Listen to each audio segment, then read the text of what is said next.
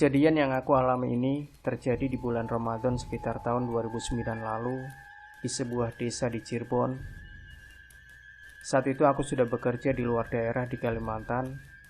Mendekati hari raya, aku mengajukan cuti dan mudik menuju kampung halamanku di Cirebon. Seperti hari-hari biasanya, di bulan Ramadan, di kampung selalu ramai dengan kegiatan di masjid-masjid atau musola.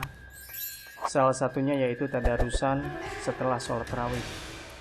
Aku pun mengikuti kegiatan-kegiatan tersebut, sekaligus mengobati rindu dengan teman-teman yang ada di kampung. Kumpul-kumpul bersama seperti waktu masih kecil. Hampir setiap hari aku jalan keluar rumah untuk bertemu dengan teman-teman, ngobrol-ngobrol atau sekedar keliling kampung sambil menunggu waktu buka puasa yang sering disebut dengan ngabuburit. Menjelang maghrib pun tiba, aku pulang ke rumah untuk membantu Bude dan kakak sepupu menyiapkan makanan untuk berbuka puasa. Dan saat yang dinanti oleh setiap orang yang sedang puasa pun tiba, beduk musola ditabuh dan adzan pun dikumandangkan, menandakan tiba waktu untuk berbuka puasa. Alhamdulillah, setelah seharian beraktivitas, segelas sirup jeruk dingin aku teguk, lalu melaksanakan sholat maghrib di rumah supaya bisa cepat-cepat makan bersama. Setelah makan bersama, sambil menunggu isya dan tarawih, aku biasanya ngobrol dengan Bude dan sepupu. Di rumah, bercerita ngalor ngidul, mengobati rindu dengan keluarga. Namun pada hari itu, aku sangat kelelahan akibat seharian keliling kampung, bertandang ke rumah sahabat kecilku, sehingga akhirnya aku terlelap di sofa ruang tamu. Aku tertidur di kursi sofa di ruang tamu yang pada saat itu sengaja lampunya dimatikan. Sedangkan di ruangan sebelah adalah ruang keluarga dengan sebuah televisi. Di ruang keluarga itu, Bude dan kakak sepupuku sedang asik nonton film sinetron khas di bulan Ramadan. Sayup-sayup di ruang tamu dalam lelapnya tidurku, terdengar suara adzan menandakan waktu isya telah datang. Namun karena lelah, aku pun mengindahkan panggilan adzan tersebut. Dalam hatiku berkata, untuk malam ini aku sholat isya dan tarawihnya di rumah saja sendirian. Mumpung sudah PW alias posisi wena nih, lagi ngantuk berat. Dan akhirnya aku pun tertidur lelap di sofa ruang tamu. Tak berapa lama saat aku tertidur, aku merasakan mimpi yang aneh dan gak enak. Saat itu aku merasa ada seseorang yang memperhatikanku dan berusaha untuk membangunkan aku dari tidur. Akibat mimpi buruk ini, aku pun terbangun dalam posisi sadar dan tidak sadar, antara mata mengantuk, namun hendak bangun juga.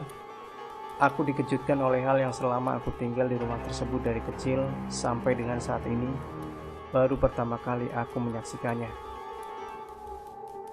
Saat itu, posisi tidurku menghadap miring ke kiri.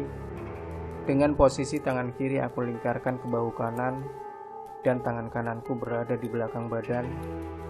Sedangkan pandanganku menuju ruang keluarga, yang di ruang keluarga itu ada Bude dan kedua kakak sepupuku sedang menonton televisi.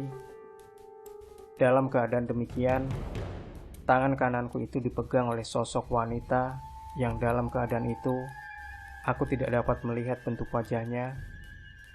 Hanya sosoknya tergambar seperti wanita parubaya dengan rambut panjang.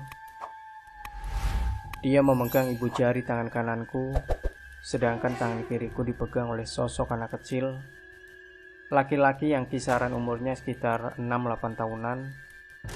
Sedangkan di belakang sofa terasa berdiri tegak sosok pria yang terus memperhatikan aku, seperti membenciku yang sedang tidur di situ. Matanya terus memperhatikanku dengan tajam. Hal yang di luar akal pikiranku pada saat kejadian itu. Sepenuhnya aku sadar, namun aku tidak dapat berbuat apa-apa. Sekedar bergerak pun tidak, karena kedua tanganku dipegang dan ditarik oleh sosok wanita dan anak-anak itu. Saat itu aku tersadar telah mengalami gangguan dari makhluk tak kasat mata. Aku berusaha untuk melihat ke arah pria besar yang terus melotot dan memperhatikanku itu. Namun ketika mataku berusaha untuk melirik ke arahnya, selalu mataku tertutup. Ketika aku berpaling darinya, kembali mataku terbuka.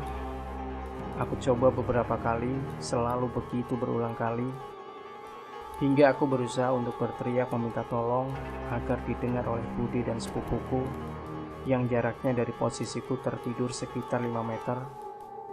Aku berusaha untuk teriak, namun suaraku seperti hilang.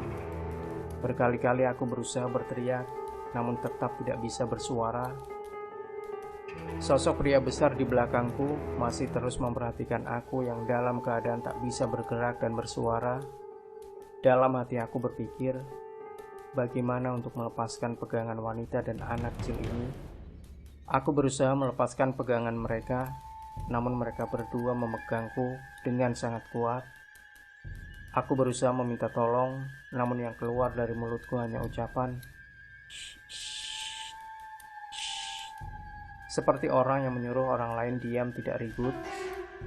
Berkali-kali aku memanggil dengan suara yang sedikit nyaring, "Bus, bus."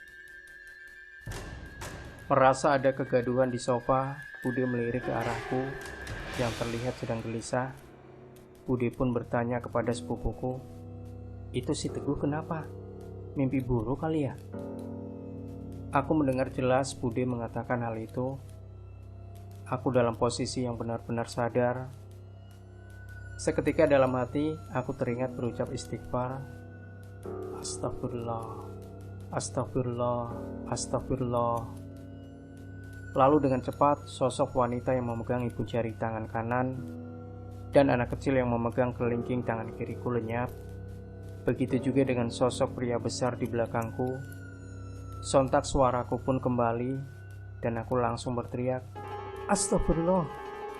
Budi dan kedua kakak sepupuku menoleh ke arahku dan bertanya, "Kenapa, Gu? Ada apa?" Aku pun menceritakan kejadian yang aku alami kepada mereka. Sungguh ini seperti film horor dan juga pengalaman yang baru pertama aku alami selama aku tinggal di rumah tersebut. Hikmah dari kisah nyata yang aku alami ini adalah bahwa dunia ini dihuni juga oleh keluarga tak kasat mata. Di rumahku, selain aku dan keluargaku, rupanya ada juga sebuah keluarga yang tak tampak alias makhluk tak kasat mata. Namun keberadaannya dapat dirasakan oleh orang-orang yang berada di situ.